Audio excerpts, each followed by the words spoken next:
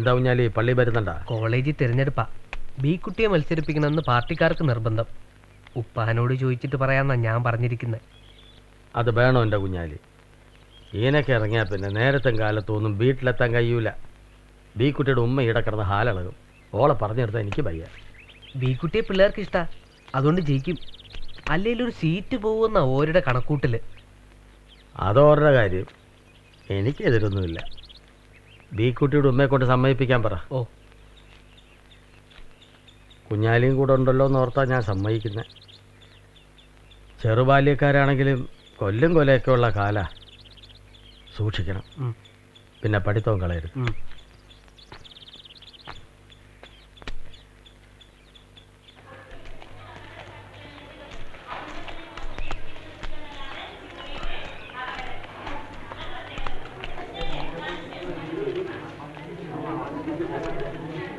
ഈ ക്ലാസ്സിൽ കുറെ കുട്ടികളുണ്ട്. കയറിച്ച് നോട്ട് ചോദിക്കേ.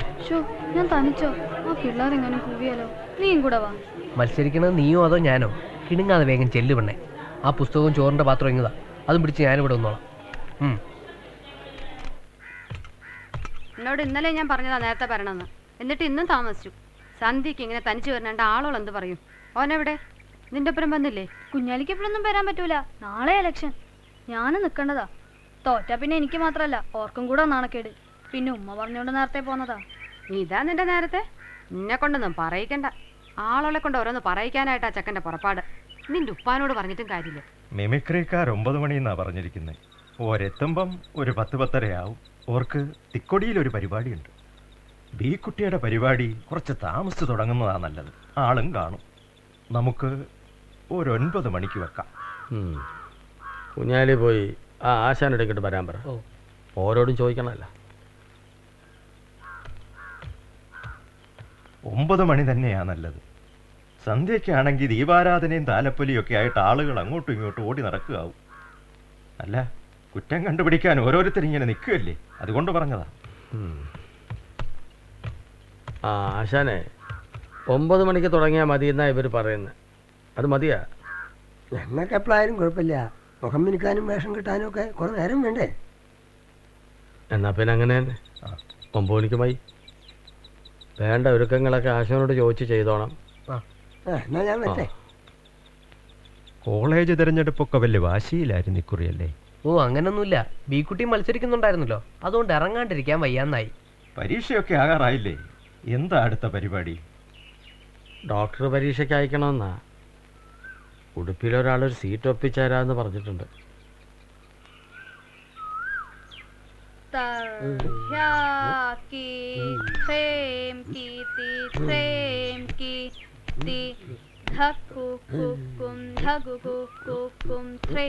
കുഞ്ഞായിരിക്കുമ്പോ ഇപ്പൊ ഒരു കഥ പറഞ്ഞു തന്നിട്ടില്ലേ നമുക്ക്? നിനക്ക് ഓർമ്മയുണ്ടോ ഐശാന്റെ കഥ? ആ കഥ പറ്റൂലേ? പുതിയ കഥയ്ക്ക് ആട്ടപ്രകാരം ഉണ്ടാക്കണമെങ്കിൽ സമയം എടുക്കും. സംസ്കൃതത്തിൽ വേണ്ടേ ശ്ലോകമൊക്കെ? പിന്നെ ബീക്കുട്ടി കഥ പഠിക്കുകയും വേണമല്ലോ. ഇപ്രാവശ്യം ഇത് മതി. എന്നാലും ഒന്ന് ശ്രമിച്ചൂടെ? ഈടിപ്പോ തെയ്യങ്ങളിലൊക്കെ ഇത്തരം കഥകളല്ലേ. ഐശേൻ്റെ ആകുമ്പോൾ പുതുമയും കാണും. ഞാനൊന്ന് ശ്രമിച്ചു നോക്കാം.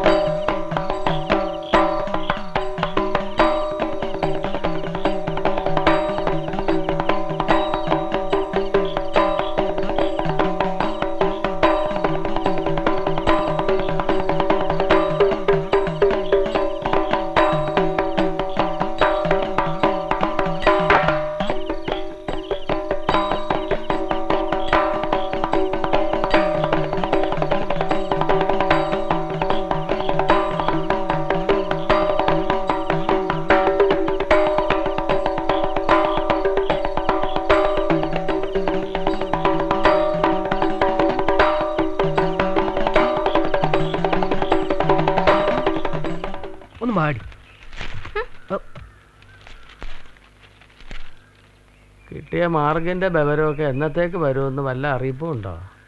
ഒന്നും കണ്ടില്ല.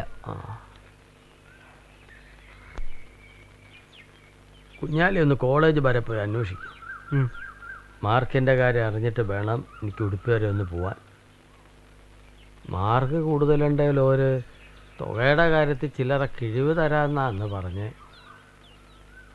വിളിച്ചു ചോദിച്ചിട്ടൊന്നും കാര്യമില്ല, നേരിട്ട് ഇന്ന് കാണണം. ആ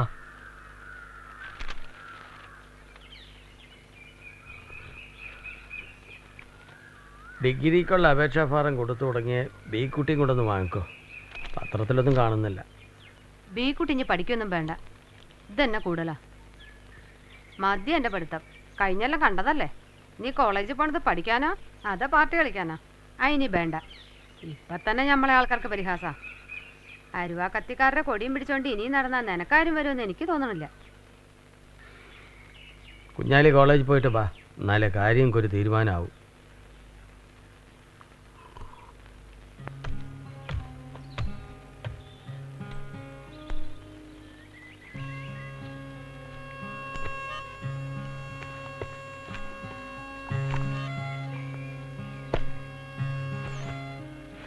ഓൻ്റെ ഒരു ഗമേ.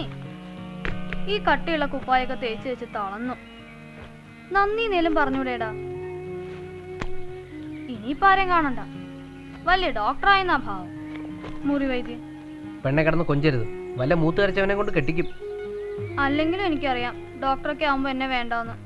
വലിയ ഗമയില് ബോർഡും വെച്ചിരിക്കൂലേ, doctor AP Kunhali and doctor Mrs ഏതെങ്കിലും ഒരു പൊട്ടത്തി.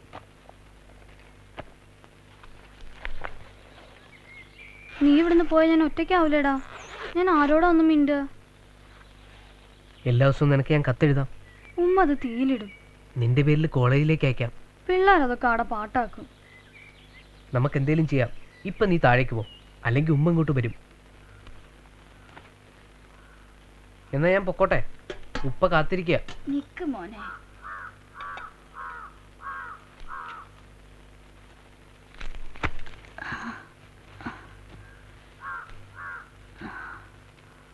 അരിപ്പത്തിനും കടുക്ക പൊരിച്ചതുകൊണ്ട് ഒരുപാട് നേരെ ഇരിക്കേണ്ട എണ്ണെത്താൻ വിശക്കുമ്പോ കഴിച്ചോ, ഈ സഞ്ചിക്കകത്ത് വെച്ചോ.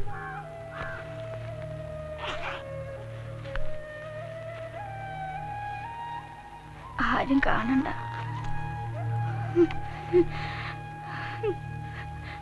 മോൻ പഠിച്ച് വലിയ ആളാകണം.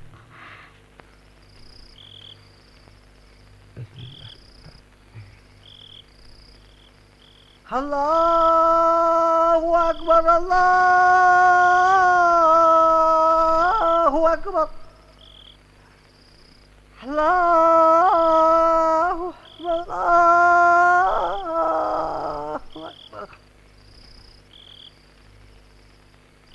ലാ ഇലാഹ ഇല്ലല്ലാഹ്,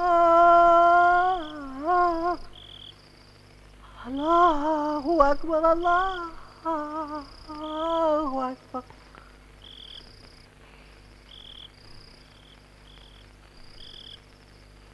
അല്ലാഹു അക്ബർ, അല്ലാഹു അക്ബർ.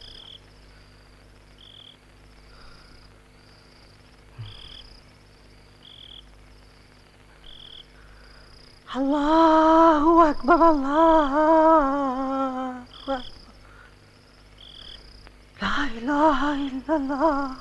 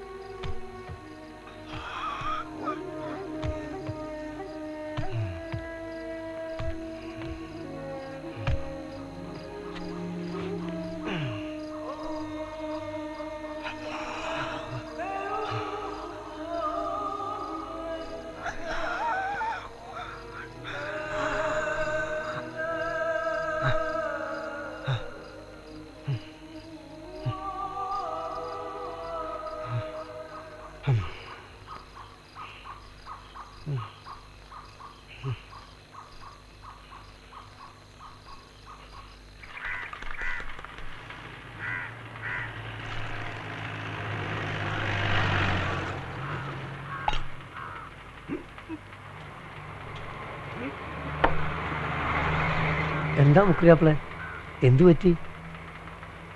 കഴിക്കുന്ന ആഹാരം ഇറങ്ങുന്നില്ല.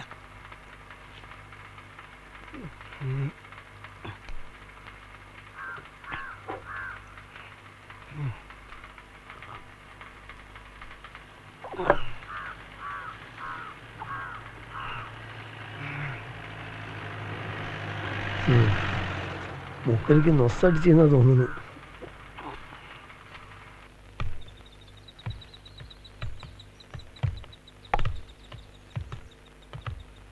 എൻ്റെ കൂട്ടിനെന്ത് പറ്റിയടാ? ഇപ്പം ബാങ്ക് വിളി മന്ത്രിക്കലാക്കിയ. നീ കേട്ടോടാ, ഒച്ചത്തിൽ വിളിക്കണം, എന്നിട്ട് വേണം നാട്ടുകാർക്ക് പള്ളിയിൽ വരാൻ. പല പ്രവൃത്തിയുള്ള ആൾക്കാരാണെന്ന് കണക്കാക്കിക്കോ. എന്താ റമുള്ളാനെ, എന്തു പറ്റി? കരയാതെ കാര്യം പറയും. തൊണ്ടയിൽ വേദന, ഒച്ച വരുന്നില്ല. എന്നിട്ടെന്താ ഇതുവരെ പറഞ്ഞ്? അതിനിടെ കരഞ്ഞോണ്ടിരുന്നാ മതിയാ? ആശുപത്രിയിലോട്ട് ചെല്ല്, നീയും കൂടി ചെല്ല്, എന്നിട്ട് വിവരം പറയണം.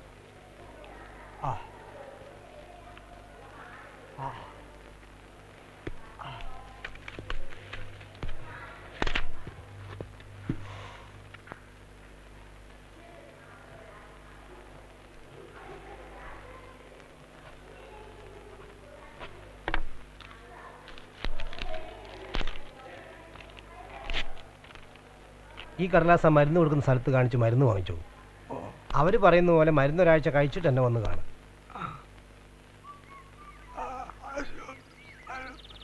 സമയത്തിന് മരുന്നും ഭക്ഷണവും ഒക്കെ കഴിച്ചോളണം. ധാതൃവാനെ, ഇതൊക്കെ നോക്കി അടുത്ത് നിന്ന് മുതൽ എൻ്റെ ജോലിയാണ്. കുറവെന്തെങ്കിലും കണ്ടാൽ എൻ്റെ ബിതം മാറും, എനിക്കറിയാല്ല. ഇനിയുടെ പഠിപ്പുര കിടന്നാൽ മതി, പള്ളിയിലേക്കൊന്നും കിടക്കാൻ പോകണ്ട. എനിക്ക് സുഖാവും വരെ ബാങ്ക് വിളിക്കാൻ വേറെ ആളെ വെക്കാം. പറഞ്ഞത് കേട്ടല്ലോ, നീ രണ്ടാളും പൊയ്ക്കോ.